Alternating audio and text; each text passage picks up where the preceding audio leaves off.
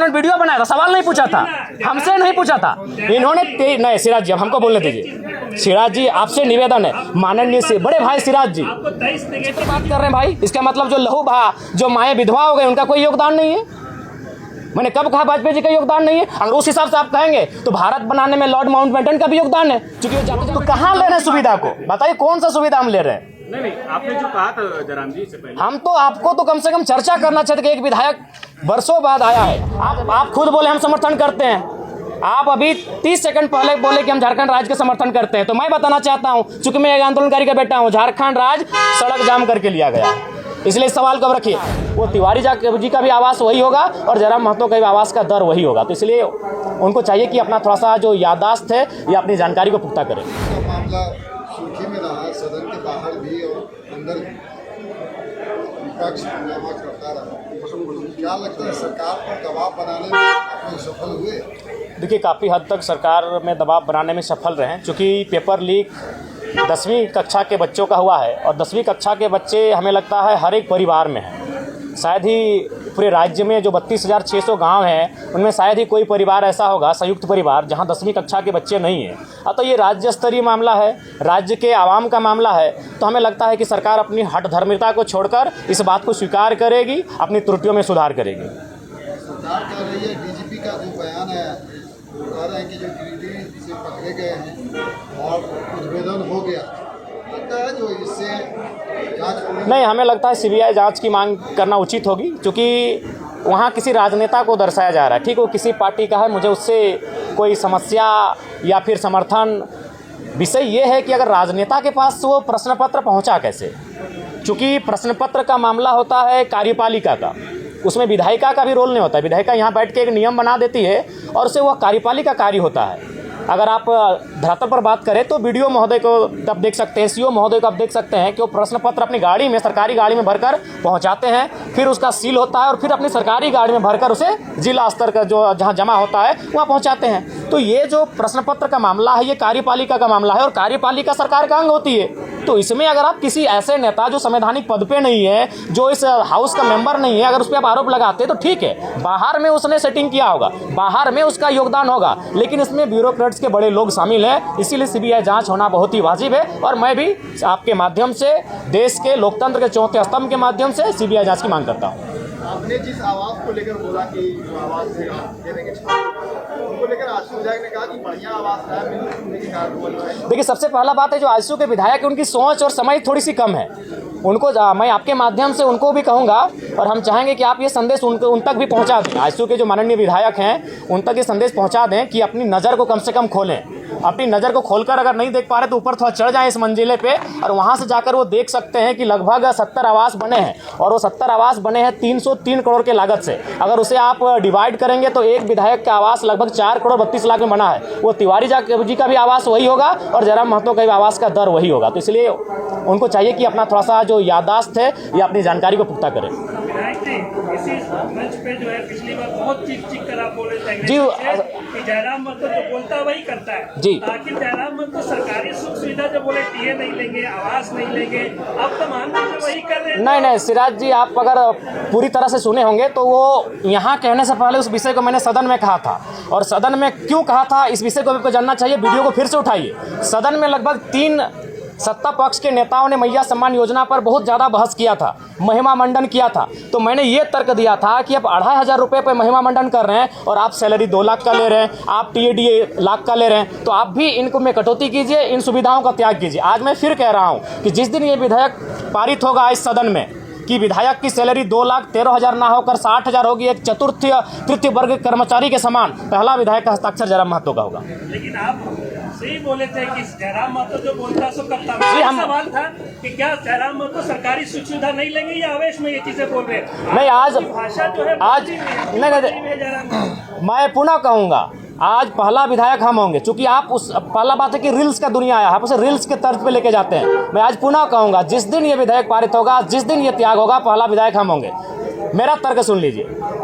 आज अगर आप बात करें तो 4 करोड़ 32 लाख के लागत से ये आवास बना है। अगर जयराम महतो नहीं लेता है तो आपको जानकारी होना चाहिए, आज इस राज्य में कई ऐसे मंत्री हैं जो लगभग 2 आवास लेके बैठे हैं, 3 आवास लेके बैठे हैं, तो जाहिर सी बात है किसी वीआईपी के पास चला जाएगा। और ये राज्य जहाँ के छात्र काफ़ी परेशान है, जहाँ के छात्र बड़ी संघर्ष के साथ रांची में आके रह रहे हैं, तो मैं सोच रहा हूँ मैं एक नया प्रयोग करने जा रहा हूँ। मैं अपने आवास को ऐसे छात्र जो डुमरी विधानसभा से, धनबाद बोकारो जिला से चलकर आके रांची में रहते हैं, उनके हवाले रहेगा। हाँ, नया भी, नया पुराना कोई जो मिलेगा। अभी फिलहाल अपने दोस्त के यहाँ रहते हैं। जयराम जी, और वैसे कौन से मुद्दे हैं जिनको लेकर बाद में आपका जो विधायक बनने के बाद जो है बदल गई है?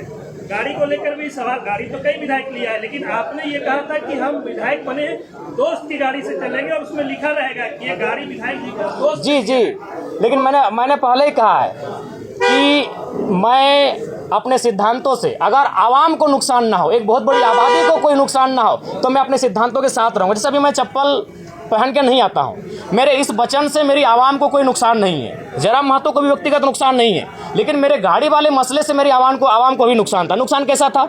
मान के चलिए प्रत्येक दिन हम लोग 3000-4000 रुपये का पेट्रोल भरते हैं।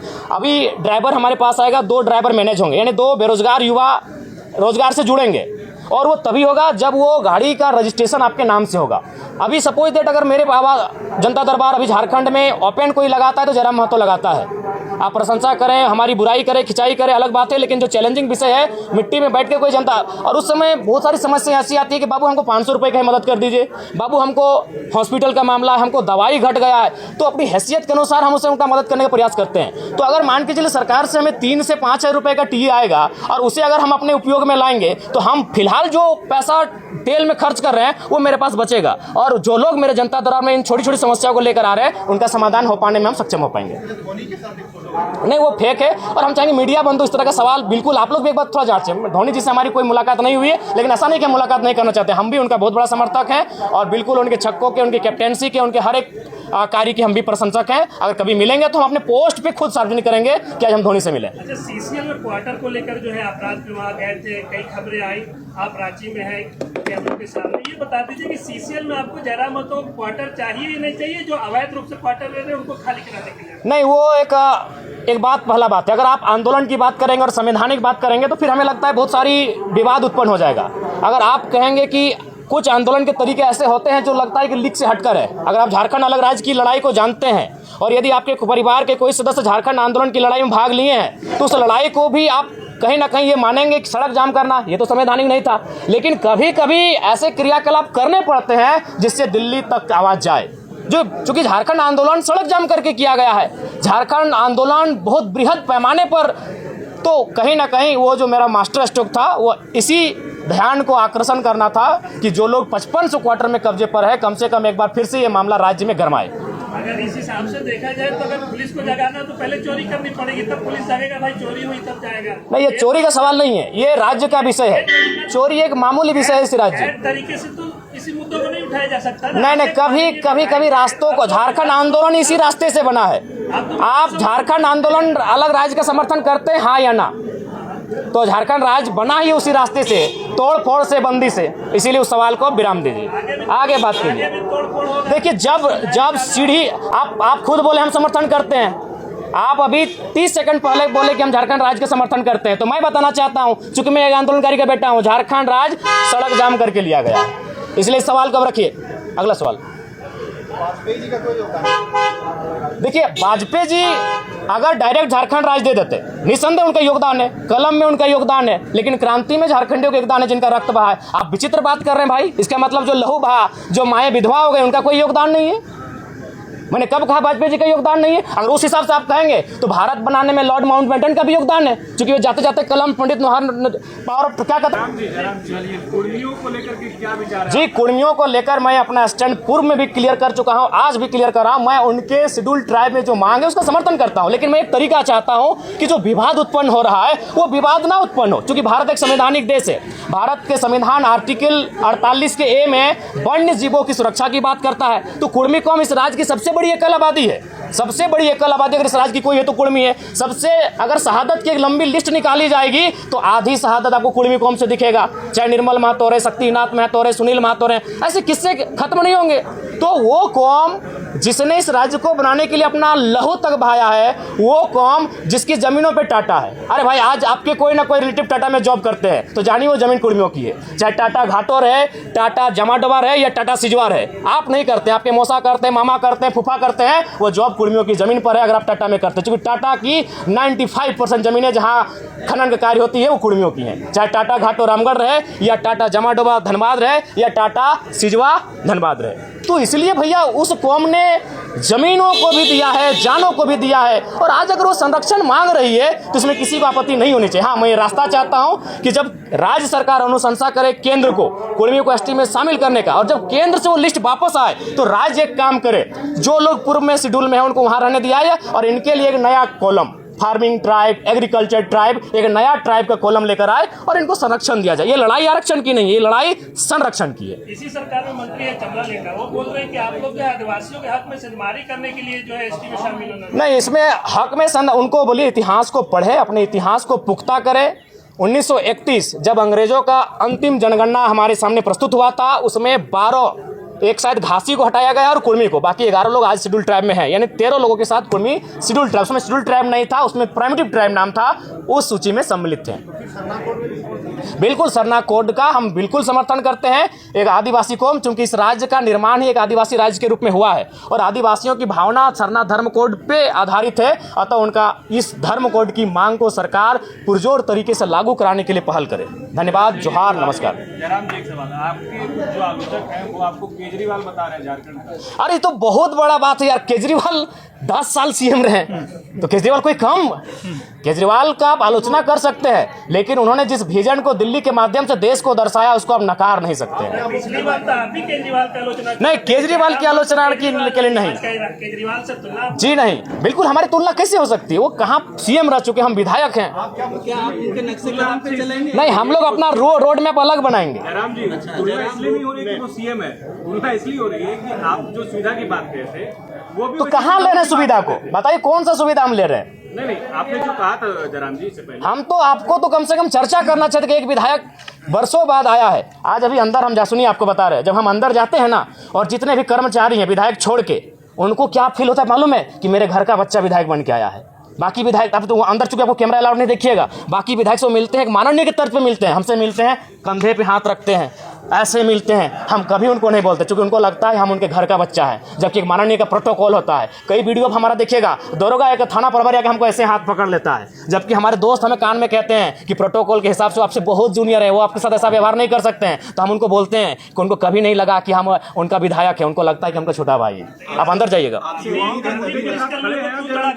वो चलेगा। जो लोग गलत है उनको माफ नहीं किया जा सकता है। जो हमने सिराज जी पहले कहा है कि जो ईमानदार है उनको नमस्कार है, जो गलत है उनका तिरस्कार है।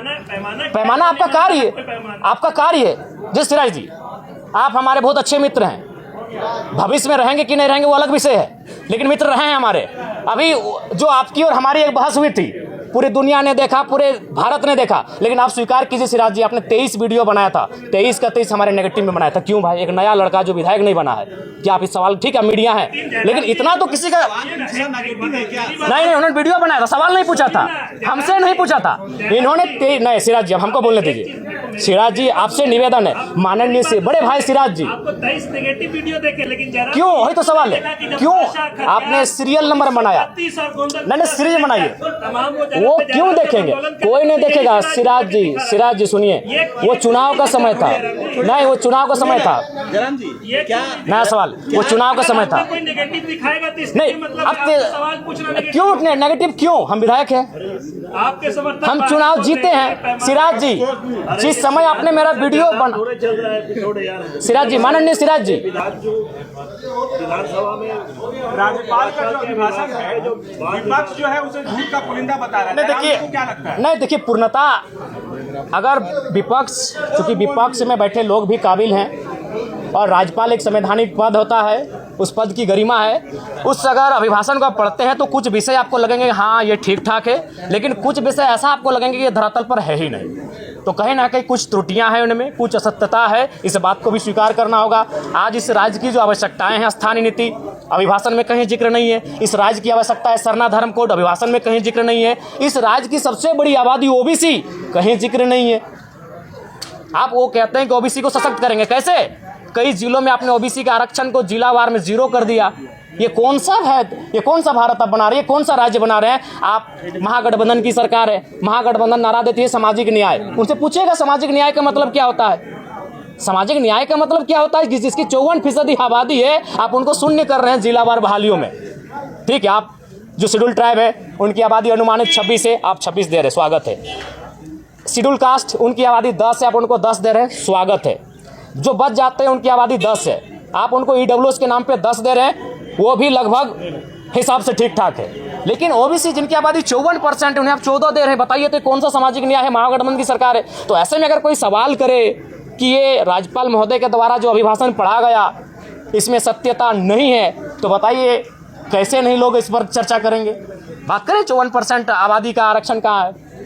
ठीक, धन्यवाद। बहुत बहुत